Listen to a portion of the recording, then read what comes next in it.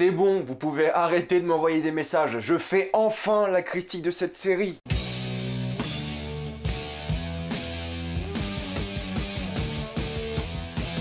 Les nouvelles aventures de Sabrina, saison 2. Comme d'habitude, jusqu'à nuit indiqué dans le titre de la vidéo, il n'y aura pas de spoiler jusqu'à vous êtes tranquille, après on va tout spoiler. Voilà, ça c'est une preuve qu'on peut avoir une icône féministe très forte et très importante sans avoir un film ou une série qui est complètement à chier. Parce qu'il y a plein de films, plein de séries qui se proclament féministes, mais au final c'est juste mauvais, sexiste et mal foutu. Là, c'est vraiment bien. Les nouvelles aventures de Sabrina, saison 2 reprennent vraiment la suite de la première saison où Sabrina doit affronter son passé, le fait de devenir une sorcière ou non, et plus principalement s'opposer à tout ce que le Seigneur Sombre, le Dark Lord, lui demande. J'avais pas eu le temps de parler de la première saison de Sabrina parce que la saison était sortie vers le 26 octobre, un truc comme ça, et j'avais préféré parler de The Haunting of Hill House, mais maintenant que j'ai eu le temps de voir et la première saison et la seconde, je peux enfin vous dire ce que je pense de cette série, et je suis grave content de l'avoir vue, et vous m'avez beaucoup motivé à regarder cette seconde saison aussi vite après sa sortie, parce que ça reste vraiment très très bien. J'avais vraiment kiffé la première saison, c'était un peu différent de la sitcom des années 2000, ou même 90, je sais plus, où c'était une comédie où Salem parlait par exemple. Là, c'est pas du tout le cas, c'est une série fantastique,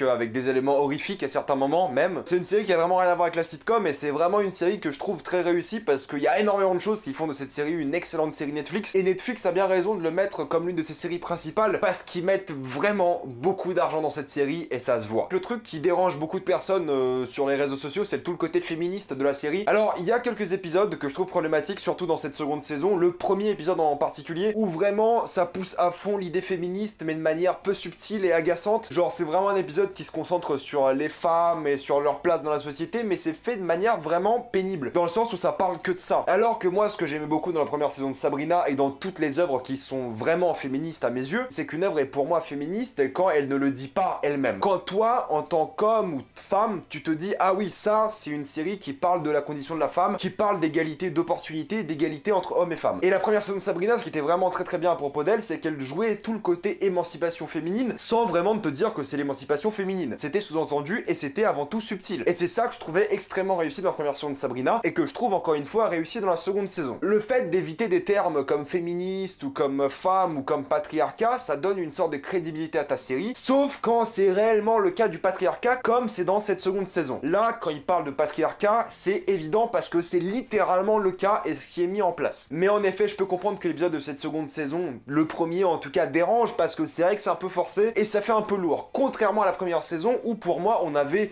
des personnages féminins extrêmement réussis, mais aussi masculins, parce que c'est ça aussi l'avantage d'avoir une série féministe, c'est que t'es censé faire les deux choses bien et convenablement, tout en portant une idéologie intéressante sans être agaçante et subtile. Quand on parle de féminisme, la subtilité c'est extrêmement important parce que t'as pas envie d'être rébarbatif et t'as pas envie d'être relou avec. Et quel meilleur moyen d'avoir une série féministe qu'avant tout avoir une excellente série. C'est pas compliqué, vous prenez un exemple qui a rien à voir, hein, mais prenez Alien. Alien, pourquoi Sigourney Weaver c'est devenu une figure féministe, alors que dans Alien on n'en parlait jamais, c'est que c'est une femme forte qui a des qualités, des défauts, mais c'est avant tout un bon putain de film. Donc si vous voulez avoir des symboles féministes, ce que vous voulez, ayez avant tout un bon film ou une bonne série. Ça change vraiment la donne. Sigourney Weaver est devenue cette femme forte grâce à Alien, parce que Alien était un bon film, et parce que son personnage était traité comme un personnage et non pas comme un personnage féminin. Il y a une vraie distinction à faire, et désolé pour l'aparté, mais c'est très important, et c'est très important de le souligner parce que Sabrina le fait très bien, entre écrire un personnage et écrire un personnage féminin. Il ne faut pas écrire vos personnages en vous disant que c'est un personnage féminin, un personnage masculin. Il faut écrire vos personnages comme si c'est des personnages, comme si c'était des vraies personnes qui ont une vraie vie, des vrais sentiments, des vraies qualités, des vrais défauts, des vraies motivations, des vraies craintes, des vrais objectifs. C'est vraiment important. Et Sabrina Spellman, c'est pour ça que je pense que c'est un excellent exemple de comment écrire un personnage féminin et un personnage de manière générale, c'est que c'est une femme qui avant tout a des objectifs, qui a des sentiments, qui a des qualités, qui a des défauts, que tu kiffes parce qu'il est humaine. Au fait, t'as envie que ce soit ta pote, ta copine, ta cousine, c'est vraiment un personnage parfaitement écrit. Et sans être un Mary Sue comme pourrait être Rey dans Star Wars. Rey, elle est trop parfaite. Rey, elle a vraiment aucun défaut et c'est un peu dommage. Ça a un peu changé avec l'épisode 8 où elle a eu quelques défauts. Sabrina, dès le début, c'est un personnage qui n'est pas parfait, mais qui est parfait dans son écriture. Et ça, pour moi, c'est un excellent exemple de comment porter une idéologie sans être relou et ringard. Bon, l'aparté féministe est mis de côté, on va quand même en reparler un peu dans cette série parce que c'est quand même les thématiques de la série. Mais pour moi, Sabrina, c'est un un excellent exemple de comment faire les choses. Et pour ceux qui s'intéressent, je mettrai des films dans la description que j'ai trouvé vraiment représentatifs de l'idéologie féministe de la manière la plus rationnelle et posée possible. D'ailleurs, pensez à mettre vos exemples dans les commentaires. Ça m'intéresse toujours parce que c'est une époque où le féminisme est vraiment important, mais qui peut vite tomber dans des travers vraiment désagréables, et donc je vous mettrai des exemples qui, je trouve, font très bien les choses. Maintenant qu'on a parlé de féminisme, on va aussi parler de sexe. C'est pas vraiment le cas parce que dans Sabrina, il parle pas énormément de sexe, voire pas du tout. Il y a une thématique du fait de perdre sa virginité, d'être prête de se donner à quelqu'un, et il y a une thématique de l'harcèlement, mais c'était pas assez présent dans la série pour que j'en parle. Il y a tout un épisode qui tourne autour de ça, mais ça parle pas vraiment de sexe, ça parle plus de société qu'autre chose, et ça parle plus de l'apport social du sexe. L'épisode de la Saint-Valentin des sorciers, par exemple, que j'ai trouvé très réussi, où justement la thématique est abordée, et ils ont essayé d'aborder la thématique de l'harcèlement dans un autre épisode, mais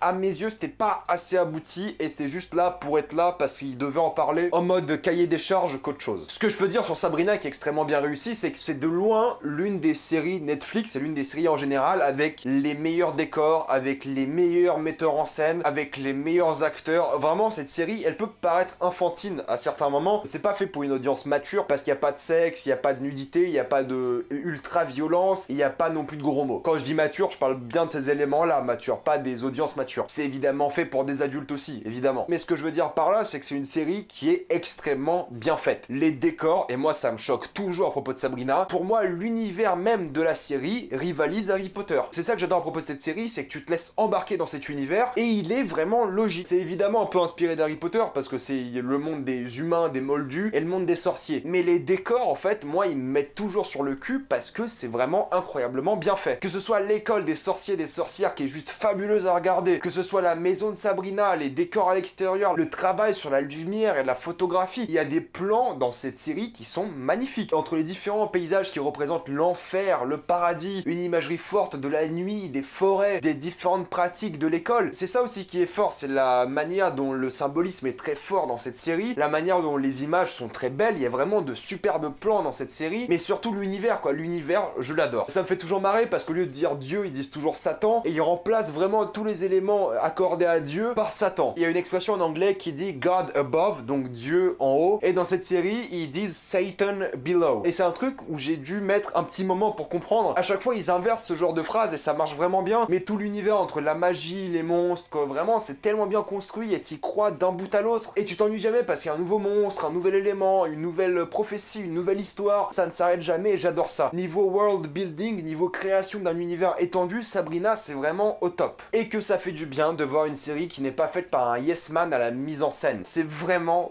bien filmé. Il y a des plans larges, il y a des plans de haut, d'en bas, il y a une vraie originalité, ça cherche toujours quelque chose de différent. Il y a différents angles dans différentes pièces, il y a une vraie géographie des scènes, des pièces, c'est vraiment bien orchestré. Il y a une vraie composition des cadres, des plans, il y a un vrai travail qui est fait sur la symbolique des plans et de l'editing. Rien n'est fait au hasard comme dans beaucoup de séries où c'est fait à la va-vite, c'est champ contre champ. Là, il y a un vrai travail sur les dimensions, sur les acteurs, sur leur présence. C'est travaillé comme une série à gros budget et j'adore ça. On ne peut pas être fan de cinéma et de séries et dire que Sabrina est banale. C'est impossible. Je regarde beaucoup de séries tous les jours, toutes les semaines. Je dois être à minimum une saison par semaine, voire 2 ou 3 quand il le faut vraiment. Des fois, je dors pas beaucoup. Et c'est impossible de dire que Sabrina, c'est banal. Et c'est impossible de dire que les gens ne se donnent pas à fond sur cette série parce que c'est le cas. En tant que fan de cinéma et de séries, c'est un véritable spectacle visuel. Entre Sabrina Spellman, qui est une actrice phénoménale, elle est incroyable depuis la première saison. Elle joue extrêmement bien, elle mériterait des nominations à des récompenses. Elle est vraiment incroyable dans le rôle, elle est parfaite, je trouve. Mais tous les autres, ils se donnent vraiment à fond et c'est ça que je trouve génial dans cette série. C'est une série qui est faite avec amour, qui est faite avec du travail, ils se donnent vraiment à fond et ça se voit, mais de partout, quoi. Il y a aucun épisode qui est fait à l'arrache, même celui que j'aime le moins avec la voyante et les cartes de tarot, que je trouve moins original et moins réussi que les autres. Même celui-ci est extrêmement bien fait. Ils se sont donnés à fond. Ils assument complètement les choses et ils vont au bout des choses. Et ça, c'est vraiment très bien. Même sur les costumes, ils se donnent à fond, quoi. Les costumes des monstres, des familiers,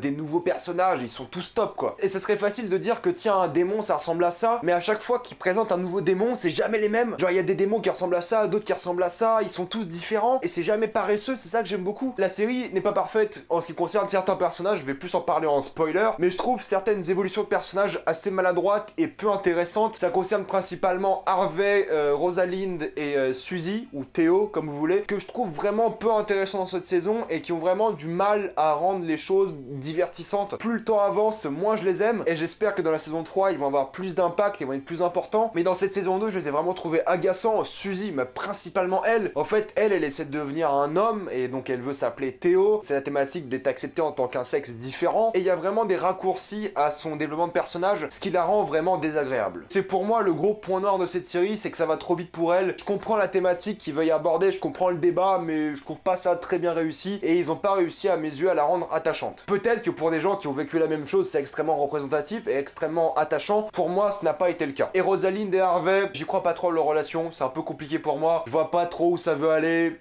Je suis un peu perdu. On verra dans la prochaine saison, mais même tout ce qui concerne les pouvoirs de Rosalind, pareil, de gros raccourcis, ça va beaucoup trop vite et je trouve que c'est un peu exagéré. Et Harvey, pareil, le mec est chiant, quoi. Il fait que se plaindre aussi, il est désagréable, il a aucune présence à l'écran. C'est l'un des acteurs les moins présents physiquement dans son rôle, contrairement à Nicolas, qui lui, mais... incroyable ce mec quoi. Il est charmant, drôle, charismatique, le mec est parfait quoi. Même moi il m'a fait l'effet alors que je suis hétéro pour vous dire. Il est vraiment très très bon, il a un vrai rôle et c'est pas le cliché du mec sombre, ténébreux, attractif. Son personnage va beaucoup plus loin que ça. En tout cas, je vais utiliser la partie spoiler pour parler plus en détail des personnages et avant de passer à cette partie là, un petit mot sur la musique. Je la trouve vraiment très représentative de la série. Il y a ce côté rock punk qui revient très souvent et qui est très représentatif de ce qui se passe dans la scène actuelle entre les I Put a Spell on You ou Devil's Got My Baby à certains moments assez opportuns, ou pour finir même la saison avec The Doors, une certaine chanson des The Doors qui est fabuleuse. Je trouve que la musique représente très très bien la série. Donc pour conclure, Sabrina saison 2, c'est très très bien fait, tu t'ennuies jamais, c'est bien rythmé, les personnages tu les adores, il y a quelques faiblesses d'écriture de certains personnages, surtout ceux que je viens de citer, mais l'histoire prend un tournant inattendu, la fin de la saison est fabuleuse, c'est une série qui est faite avec tellement d'amour, de passion, tu ne peux que adorer, je ne peux que conseiller cette série pour toutes ses qualités et Netflix a bien raison de la mettre en avant parce que c'est vraiment une excellente série. Un gros coup de cœur quand même pour cette seconde saison de Sabrina en ce qui me concerne, j'ai trouvé ça vraiment très très bien. J'ai vraiment très très hâte de voir la saison 3. Avant de passer en spoiler, pensez à vous abonner à la chaîne pour plus de vidéos, mettez un j'aime, ça aide beaucoup la chaîne. Pensez à soutenir gratuitement la chaîne grâce au lien dans la description et dans le commentaire épinglé, vous regardez une petite pub et moi ça me fait un peu d'argent. Suivez-moi sur Instagram pour des critiques exclusives, suivez-moi sur Twitter pour toutes les news et on spoil. Pour commencer à spoiler et parler des personnages, j'ai envie de parler de Zelda. Zelda, j'ai bien aimé son évolution durant cette saison parce qu'au début, tu vois vraiment qu'elle veut être associée au High Priest Blackwood durant toute cette saison. Et c'est ce qu'elle arrive à faire parce que du coup, elle épouse cette personne. Et tu vois juste qu'elle le fait parce que... ce qui est important à ses yeux, c'est la reconnaissance de l'église de Satan, l'église de la nuit, je crois, The Church of Night en version française. Et le fait d'épouser Blackwood, c'est vraiment la reconnaissance éternelle pour elle, même si elle se fait enchanter et manipuler par ce fils de pute, parce que c'est quand même un gros fils de pute. Mais j'ai bien aimé son évolution, je trouve qu'elle a vraiment changé et c'est vraiment donné plus à fond pour Sabrina, et qu'elle a mis ce qui comptait pour elle réellement de côté pour s'intéresser à Sabrina, qui est réellement sa vraie famille. Parlons un peu de Blackwood, parce que je trouve que c'est devenu le symbole du patriarcat, et j'ai trouvé ça vraiment bien dans la série. Quand je disais qu'il y a un vrai patriarcat dans la série, c'est que c'est le cas. Blackwood, avec sa secte, son église de Judas, instaure véritablement un patriarcat où les femmes sont inférieures aux hommes, où les hommes dominent tout, que ce soit les cours qui sont étudiés, le rôle des femmes et leurs droits. Ça, c'est un vrai patriarcat, au sens propre et le plus aberrant du terme, et j'ai bien aimé le fait qu'il évolue vers ce point de vue-là, parce que c'est un fils de pute depuis le début. C'est un peu un lâche qui a quand même des pouvoirs assez puissants, parce que c'est quand même lui le High Priest de The Church of Night, du moins de cette école, et quand il devient anti-pape, je présume en français, ça montre vraiment sa soif de pouvoir et sa soif d'ego et à quel point il s'en fiche vraiment des règles, qu'il veut juste imposer sa loi à lui. Et j'ai hâte de le voir pourchasser par Prudence durant toute la saison 3, parce qu'il le mérite ce fils de pute. Et Prudence, c'est vrai qu'elle aussi elle a été extrêmement pénible durant cette saison. Et oui, elle voulait de l'amour paternel, ça se comprend, mais elle a été une véritable connasse durant toutes ces saisons, et il n'y a pas d'autre mot. Et elle mérite quand même un peu ce qui se passe avec elle. Mais j'ai hâte de la voir pourchasser Blackwood, justement. Ça se voit que c'est son père quand même, parce qu'ils ont tous les deux un comportement exécrable. Mais c'est vrai que moi je l'aime pas beaucoup, elle peut être rapidement très détestable. Parlons un peu de Hilda, je l'ai vraiment bien aimée durant cette saison parce qu'elle avait plus de choses à faire déjà. Dans la première, elle a été excommuniée, elle faisait pas grand chose sauf à manger, super le cliché, mais cette fois-ci elle a une romance avec un mec qui est un véritable démon ou loup-garou ou un mélange des deux. Un incubus, c'est une sorte de démon. Pour moi les seuls incubus que je connais c'est dans Witcher, mais au détail. Elle avait quelque chose de différent, elle avait plus de choses à apporter à la saison, contrairement à la première saison. Cette romance lui a donné vraiment beaucoup plus d'importance, et cette romance elle marche plutôt bien je trouve. Elle est pas forcée, elle est assez assez adorable, elle fonctionne, ça qui est bien. Ce que j'ai trouvé un peu maladroit, c'est la manière dont la thématique de l'harcèlement a été abordée avec Hilda, où ce membre du conseil veut des faveurs sexuelles en échange de je sais plus trop quoi, je sais plus c'était quoi le sujet, mais en gros le membre du conseil veut le faire en échange de faveurs sexuelles. C'était assez maladroit parce qu'on en reparle réellement jamais, ce qui est assez intéressant parce qu'on en reparle réellement jamais, ce qui arrive réellement dans la vraie vie, mais sinon c'est vrai que c'était là juste pour être là,